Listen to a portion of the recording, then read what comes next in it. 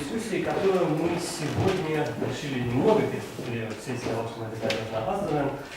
Сейчас, now we would like to give a word to Professor Howell, who could react on objections or reactions from two researchers, R.Hanna and M.Soboleva, who in advance wrote certain responses to his tests.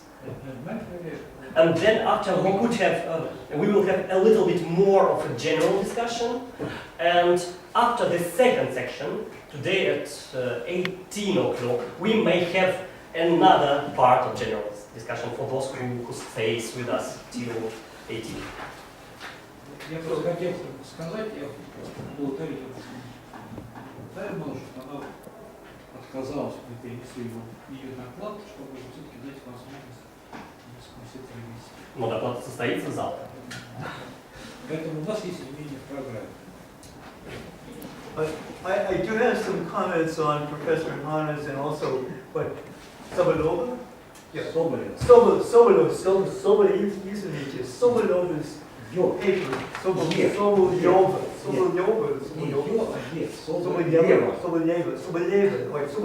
paper.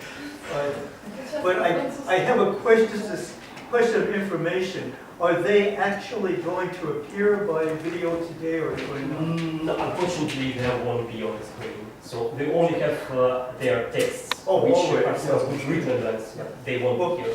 All right, in that case, I have some remarks. I don't have extensive remarks because I was thinking I would interact with them if they were here. But first, some remarks about Professor Hanna's paper. Professor Hanna is a very respected Kant scholar who has written a great many books.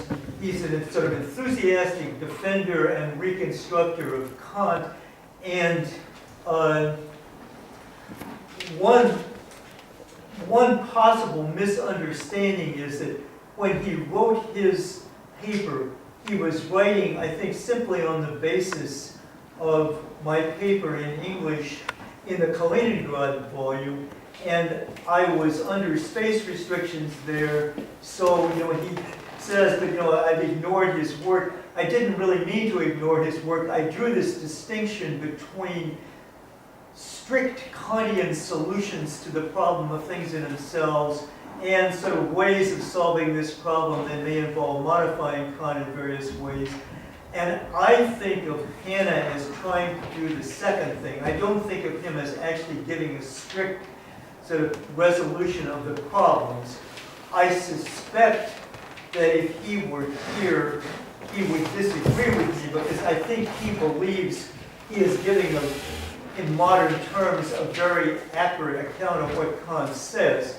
I think he has changed various things in Kant, and as I said, I'm not against this, but I do want to distinguish the strictly Kantian attempts to solve the problem of things in themselves by staying inside Kant's own position, and attempts to modify the position and do this. But look, given that comment, I've got sort of 4 remarks, and it's too bad he's not here because I'm sure that he would argue vigorously with me about this. And these remarks actually apply to this paper that was by him that was posted, Kant, the Copernican Devolution and Real Metaphysics. So I will come at the end to his comments on the Copernican Devolution. But first, some beginning comments. Hanna, leaving out many, many complications. This is a complicated paper that depends on lots of other things he's done. Hanna says Kant's basic argument for idealism goes something like this. We do have a priori intuitions, for example, of space, and through these intuitions we get knowledge. Kant argues that you couldn't get knowledge through an a priori intuition of things in themselves. You couldn't have an a priori intuition of things in themselves. And this goes back to the Kant's 1772 letter to Marcus Hertz and goes forward. So, Kant concludes, given that we do have these a priori intuitions, the objects we know must be phenomenal objects, and then Hanna undertakes an interpretation of them.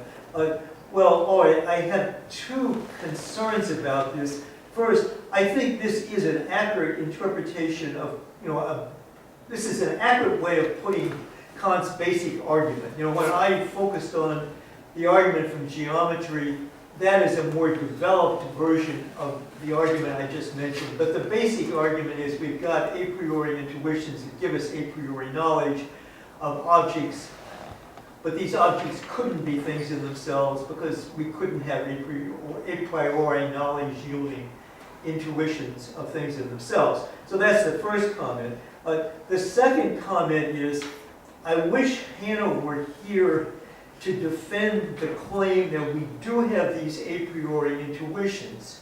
I mean, it's true, Kant says we do. I mean, this is one of Kant's biggest, most fundamental points. But, many people after Kant deny that we have this kind of a priori knowledge of the structure of space. I mean, I mentioned this in my paper, and of course it's not just, I who raised these doubts. There's been a series of doubts raised, well, I guess it didn't begin with Lobachevsky. Gauss apparently began to raise questions about Kant's arguments privately in the early 1800s. But there have been a series of questions about whether we do really have a priori knowledge of the geometry or whatever structure that belongs to the actual space we're in. We may very well have a priori mathematical knowledge of abstract spatial structures as studied in, mathematical studies of geometry and topology and so forth.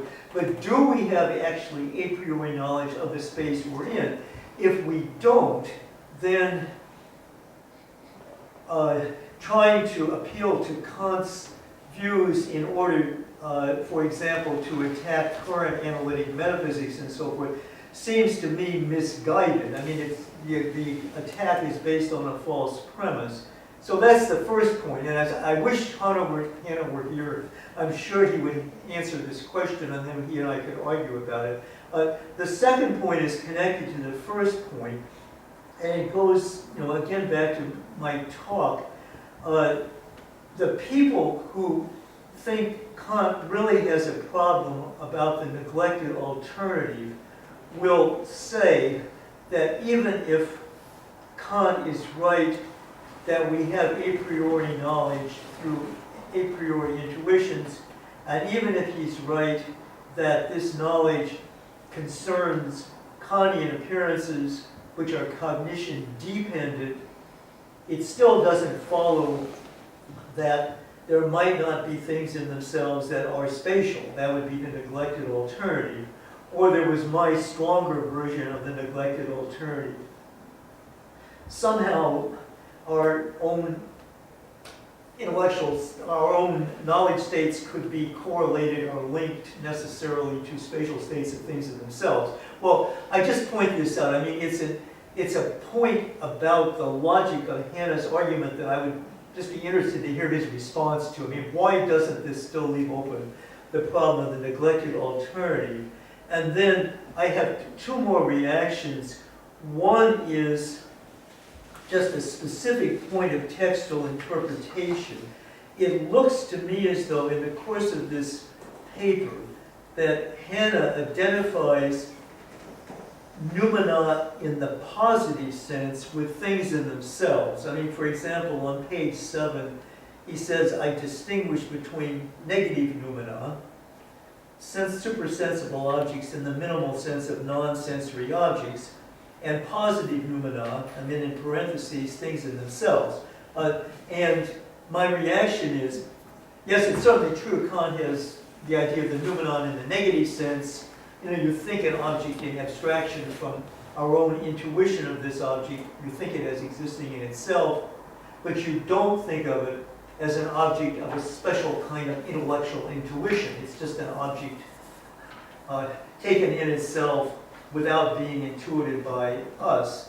And then the idea of the positive noumenon is, you think the object as the object of an actual special kind of intuition which some being might have that would get at this object in itself. And Kant thinks This special intuition is what he calls intellectual intuition.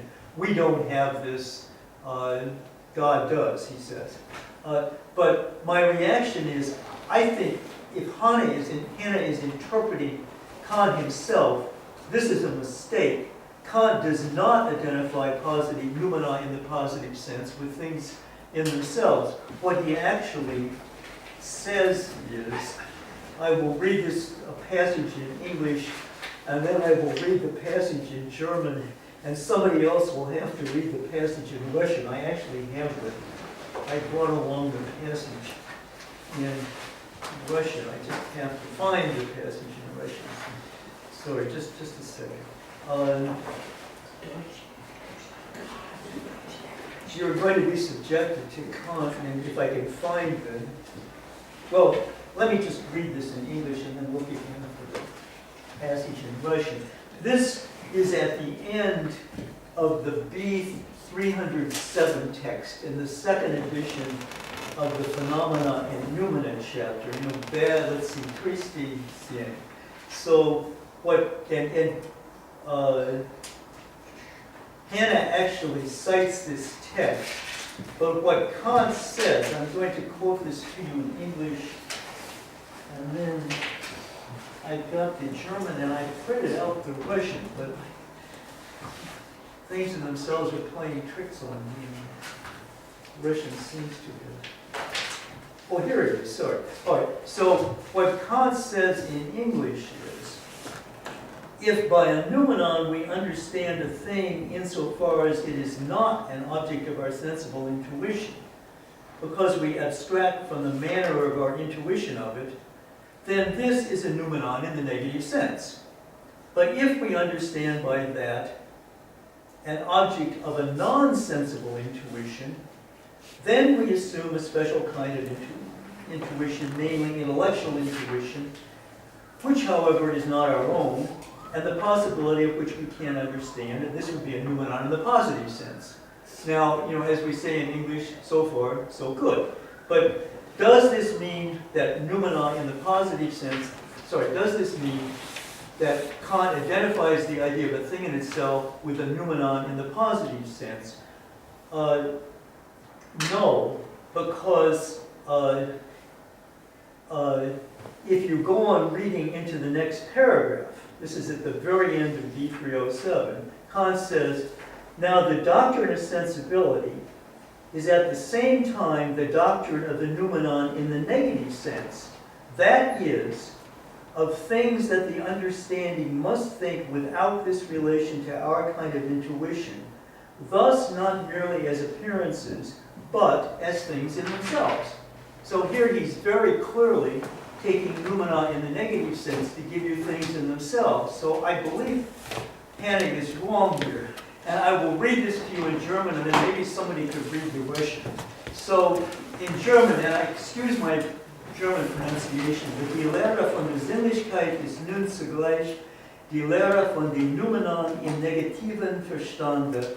Das ist von Dingen, die der Verstand sich ohne diese Beziehung auf unsere Anschauungsart mithin nicht bloß als Erscheinungen, here comes the phrase, sondern als Dinge an sich selbst denken muss, von denen aber in dieser Absonderung zugleich begreift.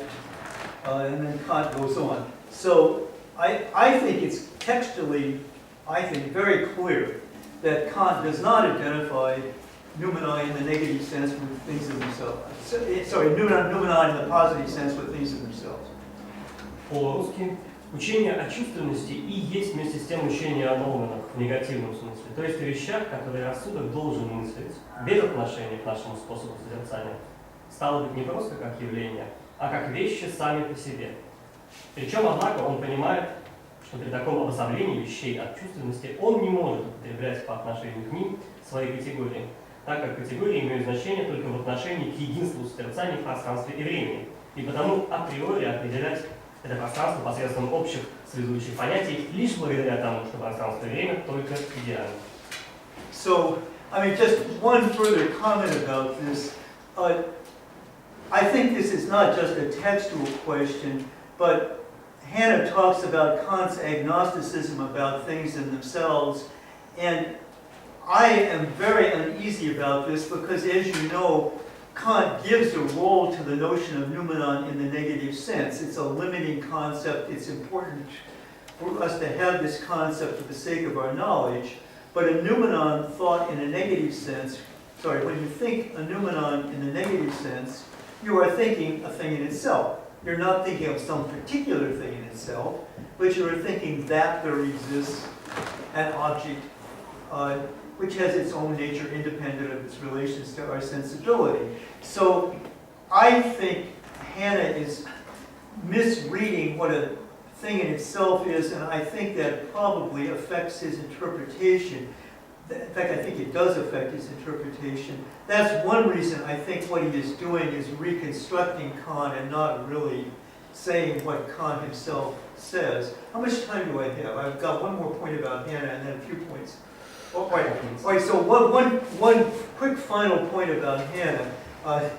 He is right. Analytic metaphysics has just flourished. It's exploded in the United States now. And it is a fascinating, sometimes I consider sort of crazy area.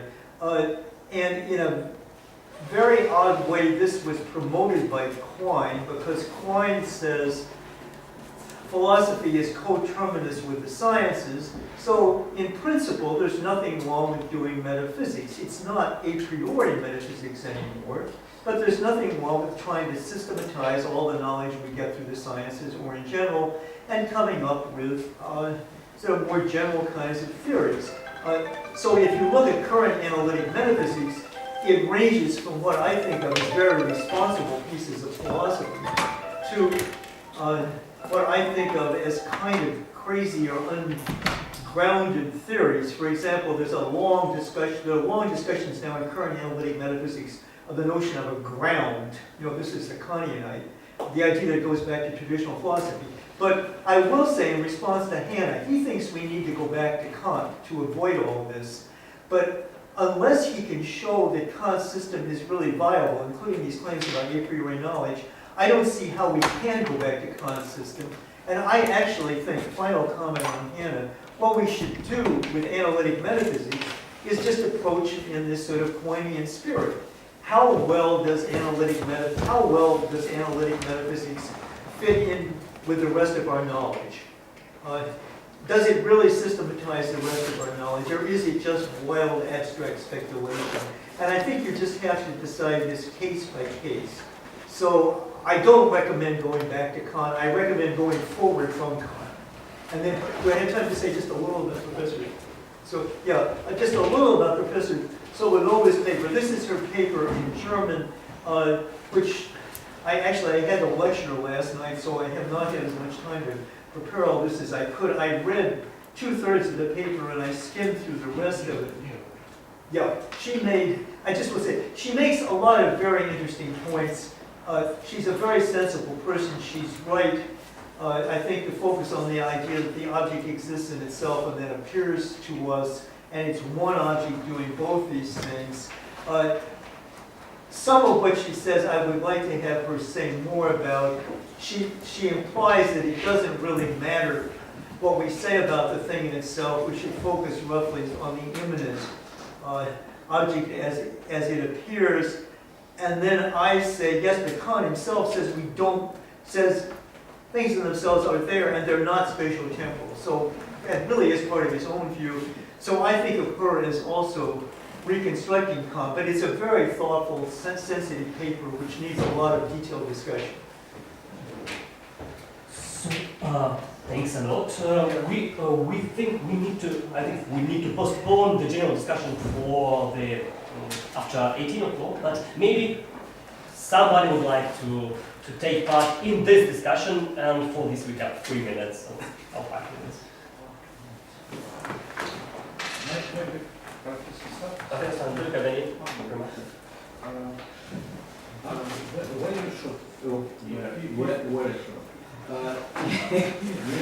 Если я правильно понял Сергея Леонидовича, это вопрос к понятию редукции, которое вы вводили. Оно вы идентифицируете, ну, скажем, естественную установку, как бы она сейчас не понималась, как схватывание вот этих самых чувственных многообразий. А, соответственно, редукция, она дает нам возможность схватывать предметы или переход на трансцендентальный уровень. Да, понятно. Я сейчас не понимаю, от чего переход. Вот если Кант выполняет какую-то редукцию по этому, то есть вы представляете картинку следующим образом, что естественный человек, ну, man from the street, он складывает, ну, я бы сказал, феноменологически, из феноменологической социологии просто привел, он схватывает чувственные многообразия.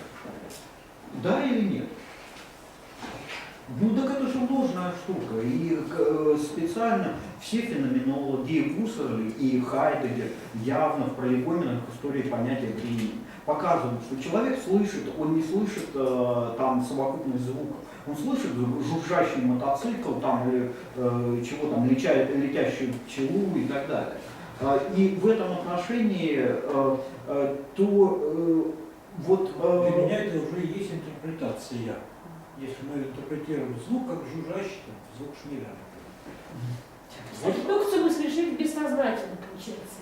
Да нет, все дело в том, что ведь по Гуссерлю и по всем феноменологам, и я именно почему на использование термина редукция того поцарапал здесь,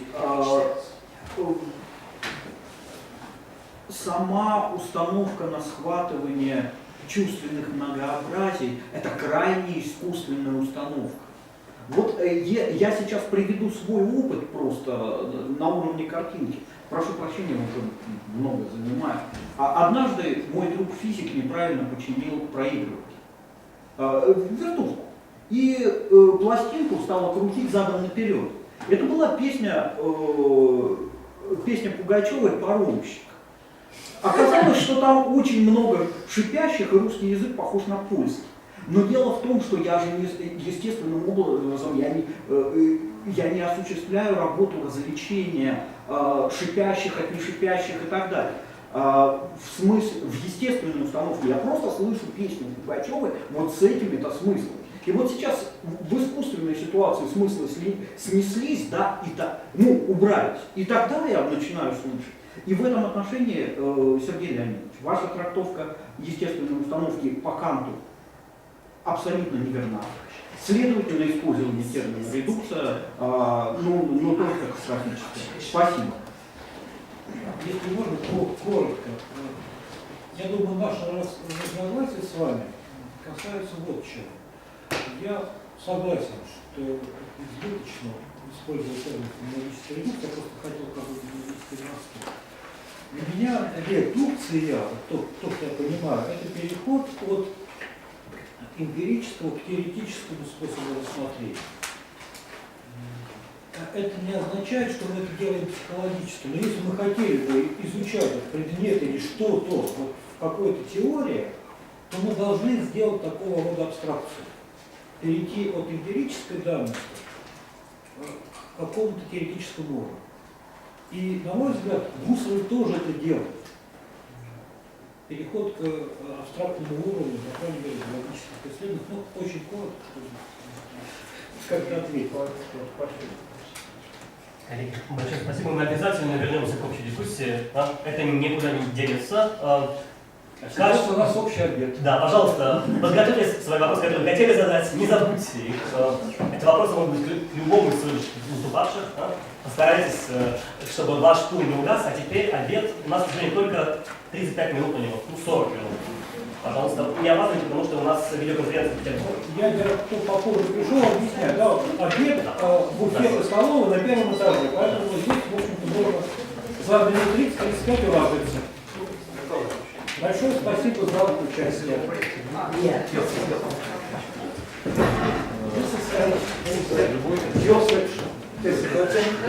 I will move, but then someone else. another section over the same, Можно проецировать на все экраны и на большой. I may not be able to come tomorrow. What do you want? Should I stay now? Should I finish? Да, здесь будет. What would you like now to do? I mean, Коллеги, буфет здесь на первом этаже, я вам покажу. I could go home. So, what would you suggest? А, уже? Нет, еще нет. Взять